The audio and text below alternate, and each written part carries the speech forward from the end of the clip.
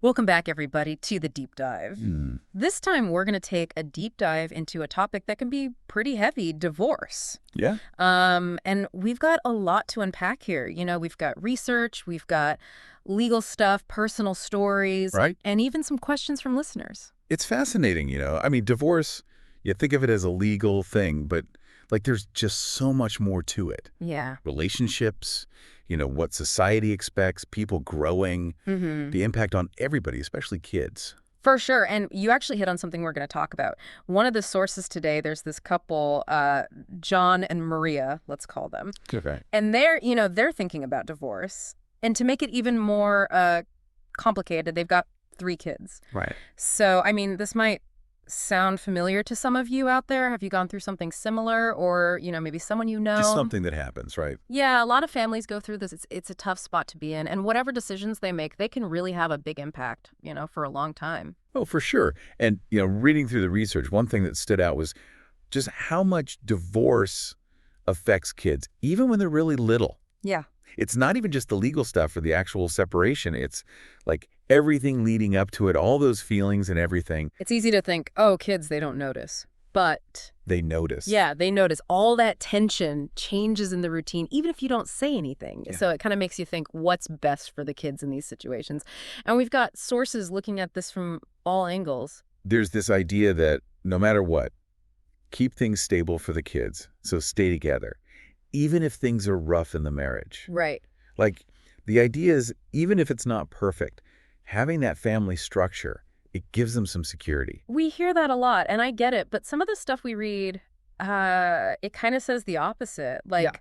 maybe a peaceful environment, even if they're separated, could be better for them in the long run. Yeah, because kids pick up on everything. So if they're always around fighting and tension, even if it's not directed at them, that can be worse than a separation that's done, with respect and care. Yeah, actually, one expert even said respectful separation. I thought that was interesting. Oh, that is interesting. Like, even though you're getting divorced, you can still put the kids first, figure out how to parent together and do the least amount of damage. Minimize the damage. Yeah, and give them the best chance to be okay.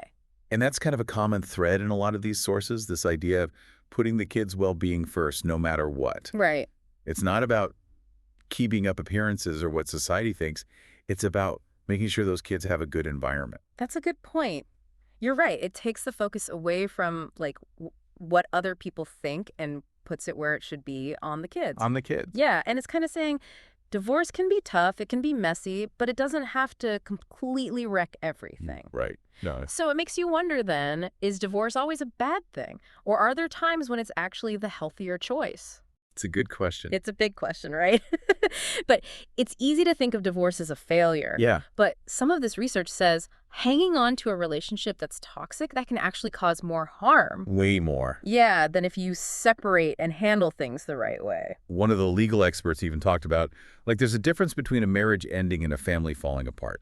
Oh, that's interesting. Yeah, like sometimes ending a marriage that's full of, fighting, disrespect, even abuse, it actually gives everyone space to be healthier individually and maybe even have stronger family bonds, just, in a different way. So it's not always about sticking to a specific picture of what a family should look like. Right. It's about making sure everyone has a chance to do well, especially the kids. Exactly. So are there times when it's actually the healthier choice? It's a tough question. A tough question. Definitely a tough question, and one that, it challenges how we usually think about divorce. Absolutely. It makes you think, what really defines a successful outcome in these situations? For sure. It's not always about keeping the marriage together. It's about making choices that help everyone, especially the kids, to be okay, Absolutely. to thrive, even, Would thrive. He's and to important. grow Yeah. in healthy ways. In healthy ways, exactly. It's a lot to think about. Yeah, it It's is. a lot to think about, definitely. It's funny, we talk about divorce like there's a winner and a loser, Right. but it's not that simple. No, it's not. It's not about being right or wrong. It's about, figuring out how to move forward in a way that everyone is okay. Especially the kids. Oh, yeah, the kids especially. One of the studies we looked at, it talked about the long-term effects on kids and how important it is to, handle the separation well. Okay. Like when there's a lot of fighting and blaming and legal battles, Yeah. those kids, they tend to have a harder time emotionally Yeah, that makes sense. compared to kids whose parents, managed to separate more peacefully. So it's not just the divorce itself. It's like all the stuff that comes with it, the way everyone acts. Exactly. Exactly. That can really hurt. Yeah. And that's where this whole idea of co-parenting comes in. Right. Like, you got to put your own differences aside and focus on what the kids need, even if it's hard, Even if you don't want to. even if you don't want to. Yeah, one of the sources actually gave some tips on how to make co-parenting work. Oh, really? Yeah, things like, keep talking to each other, be respectful of each other's parenting styles, and show the kids that you're both on the same page, even though you're not together anymore. That's so important, to show them that you're a united front.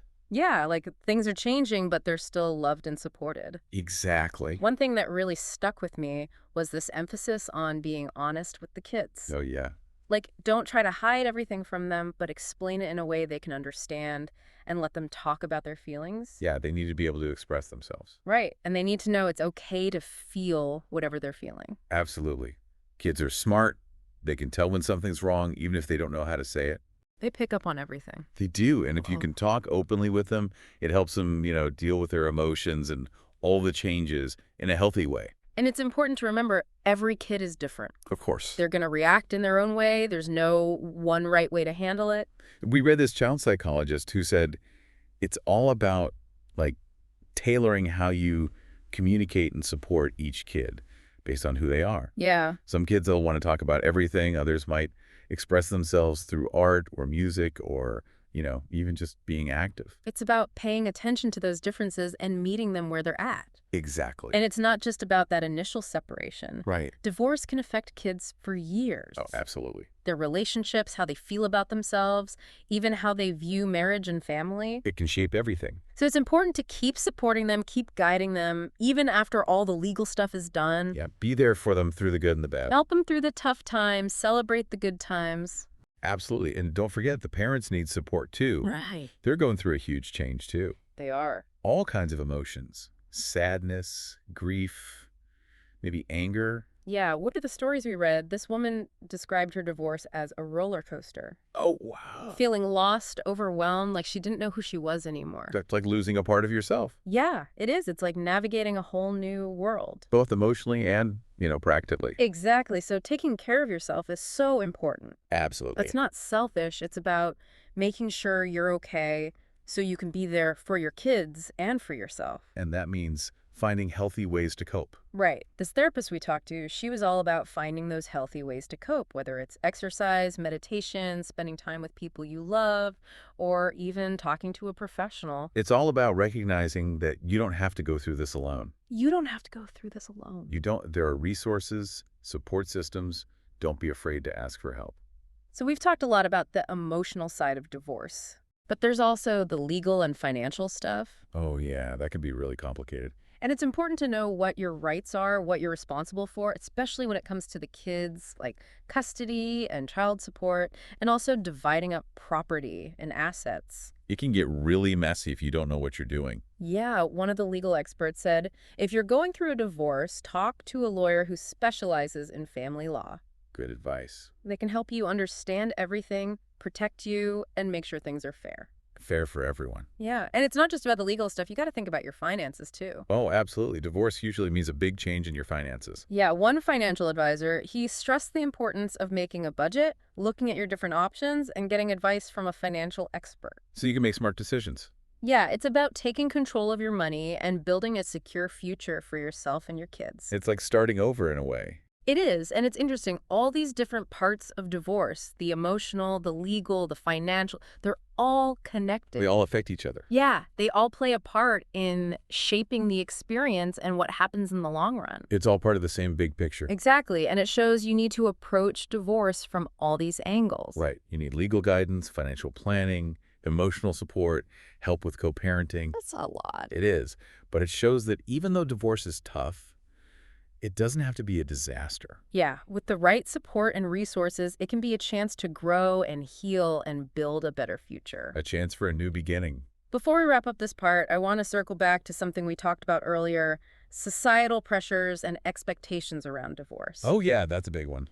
It often gets overlooked, but it can really influence how people go through this. It can make everything harder. Yeah, what society thinks, cultural beliefs, even religious teachings, they all play a role, And it can create a lot of stigma and judgment. making an already tough situation even tougher. That's exactly. One sociologist we read said divorce is often seen as a personal failure. Oh, I hate that. Like you didn't live up to the ideal of a happy marriage that lasts forever. But so much pressure. It is, and it can make people feel ashamed, guilty, even hesitant to ask for help or talk about it. Yeah, and then you add pressure from family and friends, maybe even your religious community. Right, people who might not understand or agree with divorce. That's you're walking on eggshells. You're dealing with your own emotions and everyone else's too. So in those situations, it's super important to take care of yourself first. Put yourself first. Make choices that feel right for you and your family, even if they don't fit what everyone else thinks. You don't have to follow the rules, do what feels right for you. Exactly. Find your own way,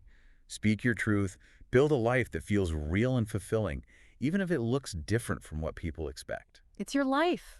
It Yes, is. or a powerful message. It is. It reminds us that divorce, just like any big change in life, can be a chance to learn about yourself and grow. It's about embracing the unknown, facing the challenges, and coming out stronger on the other side. And remember, you're not alone. You're not alone. There are people who understand what you're going through, who are there to help. It's interesting, going through all this research about divorce, it seems like there's no easy answer, no one right way to do it. Right. Every situation is different. Yeah, every family is different, and finding that path to healing and moving on, it's not always clear. It's definitely not a straight line. No, it's not. It's messy, and it makes you think about this idea of resilience. Oh, that's a good one. Yeah, we talk about resilience when it comes to, like, trauma or tough times, but I think it applies to divorce, too. For the kids and the adults. Exactly, for everyone involved. It's like that ability to bounce back, to adapt, to keep going, even when things are hard. Right, and it's not like you're born with it or you're not. It's something you can learn, something you can build up. Like a muscle, you got to work it out. Yeah, one psychologist even said that it's a muscle that gets stronger the more you use it. I like that. You face those tough emotions, you learn from the setbacks, and you find a way to keep going. And it's not about pretending those tough emotions aren't there. Right, you got to acknowledge them, deal with them in a healthy way. Exactly. One of the sources talked about, like, what helps build resilience for kids and adults. Oh, interesting. Things like having a good support system, finding healthy ways to cope, and feeling like you can handle things, like you have some control. Those are all important, yeah. Having people you can count on, family, friends, a therapist, it can make you feel safe when everything else feels shaky. It's like the safety net. Yeah, and having those healthy ways to cope, exercise, mindfulness, doing something creative, it can help you manage those big emotions, that stress and anxiety. Gives you an outlet. Right, and then believing in yourself, believing that you can get through it, that's huge. Yeah, it's like knowing you have the strength to overcome challenges. Yeah. This whole resilience thing, it actually connects to some of the questions we get from listeners. Oh, yeah. People who are struggling with self-doubt, fear of failure, feeling like they're not good enough. It's so common. It is, and it's understandable. Life throws a lot at you. It's easy to get stuck in that negative thinking, especially when big things are changing. It can be hard to see the positive. But what I love about resilience is that it reminds you you're not defined by what happens to you. You have a choice in how you react. You do. You can choose to learn from it, to grow from it, to become stronger. And it doesn't happen overnight. No, it takes time. You try things, you mess up, you learn, you keep going. It's a process. It is. And sometimes it helps to talk to people who've been there. To know you're not alone. Yeah, we hear from listeners all the time. They feel like they're the only ones going through this, and it's so isolating. It can be really lonely. But the truth is, we all go through tough times. We're all human. We make mistakes, we struggle, but we also have the ability to bounce back, to be resilient. We're all in this together. So if you're listening and you're feeling lost, overwhelmed, unsure about the future, remember, you're not alone. There are people who want to help, who understand. Talk to someone you trust. A friend, a family member, a therapist. Find a support group. Connect with others who've been through something similar. Don't be afraid to reach out. And remember, resilience isn't about being perfect. It's about showing up for yourself, even when it's hard, and keeping going. One step at a time. One step at a time, believing in yourself, believing that you can heal, that you can build a future that feels right for you. A future that reflects who you are or what you want. So as we wrap up this deep dive into divorce, I want to leave you with this. Embrace the journey, all of it, the good and the bad. Ask for help when you need it. And most importantly, believe in yourself, believe in your strength. You are stronger than you think. You are. And remember, every conversation, even about the tough stuff, it helps us understand ourselves and the world a little better. Thanks for joining us on the deep dive. Until next time, keep exploring, keep learning, and keep growing.